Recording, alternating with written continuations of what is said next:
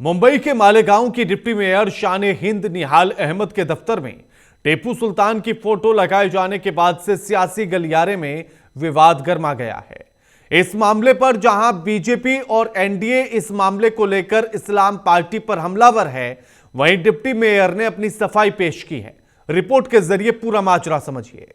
महाराष्ट्र के मालेगांव में deputy mayor के दफ्तर में टीपू सुल्तान की तस्वीर लगाए जाने के बाद राजनीतिक घमासान छिड़ गया है। मालेगांव नगर निगम की डिप्टी मेयर शान हिंद निहाल अहमद के कार्यालय में टीपू सुल्तान की तस्वीर लगाए जाने के बाद सियासी तापमान बढ़ गया। बीजेपी और एनडीए ने इस पर कड़ा ऐतराज जताया है।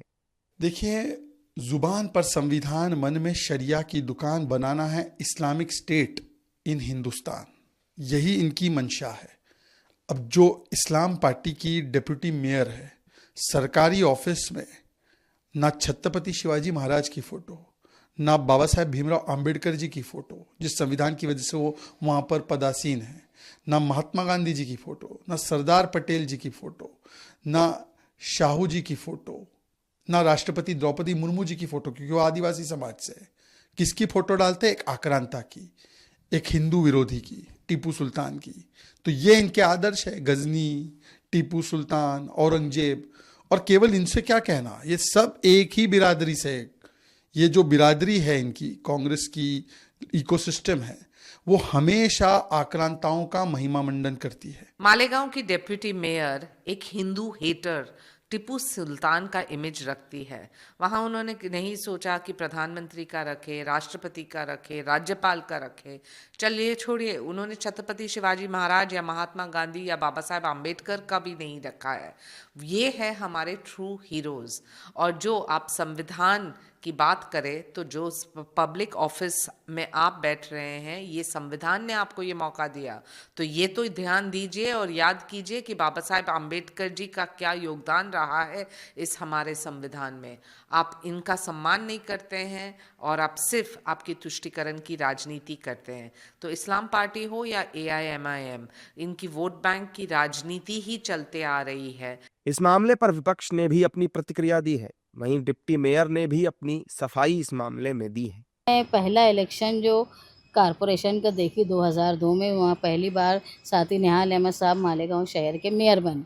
जब से मैं बहुत उम्र में कम थी, लेकिन मुझको समझता था, याद दहानी है मेरी कि जो गट नेता रहे, जो अपोजिशन लीडर रहे, जो मेयर रहे, जो डिप्टी मेयर रहे, उन्होंने अपने अपने पार्टी के अपनी अपनी सोच के हिसाब से कहीं बाला साहब ठाकरे का फ़ोटो लगाया, कहीं किसी भगवान का फ़ोटो लगाया, कहीं कुल देवता का फ़ोटो लगाया।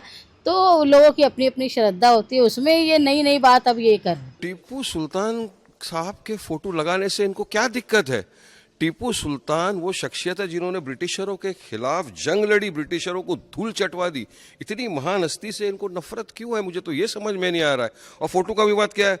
भारत का जो संविधान है ओरिजिनल 1950 का, उस संविधान के अंदर आप देखेंगे पेज नंबर 144 चैप्टर नंबर 16 पे हजरत टीपू सुल्तान का वहाँ पे फोटो है। उनके वहाँ पर बाजू में झांसी रानी लक्ष्मीबाई का फोटो है।